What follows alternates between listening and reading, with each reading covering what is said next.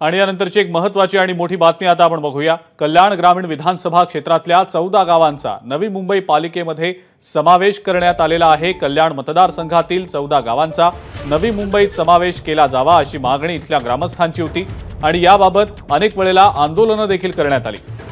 काही काळासाठी ही गावं नवी मुंबईत समाविष्ट होती, परंतु ती पुन्हा एकदा वगळण्यात आली। परंतु या 14 गावांच्या विकास समितीत आणि मनसे आमदार राजू पाटील यांच्या प्रयत्नातनं या गावांचा आता नवी मुंबईमध्ये समावेश करण्यात आलेला आहे।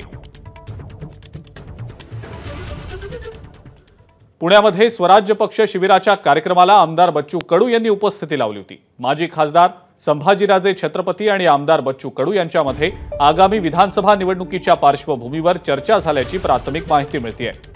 शेतकरी आणि दिव्यांगांच्या प्रश्नावर बच्चू कडू मुख्यमंत्र्यांची भेटही घेणार आहेत आणि यावर सकारात्मक निर्णय झाला नाही तर तिसऱ्या आघाडीचा निर्णय घेऊ अशी प्रतिक्रिया बच्चू कडू यांनी दिलेली आहे। त्यांच्या या भूमिकेमुळे आणि या वक्तव्यामुळे अनेकांच्या भुवया उंचावलेल्या आहेत।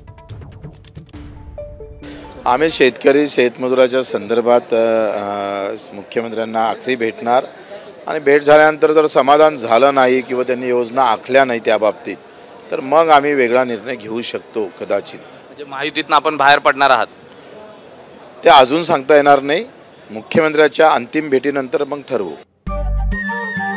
नमस्कार। मन शुद्ध तुझं ही वेगळ्याच प्रकारची मालिका तुम्हा सगळ्यांना खूप आवडली होती। याचा दुसरा सीझन कधी येणार अशी विचारणा झाली। प्रतीक्षा संपली आहे मित्रांनो, येतोय मन शुद्ध तुझंचा दुसरा सीझन। होई मन शुद्ध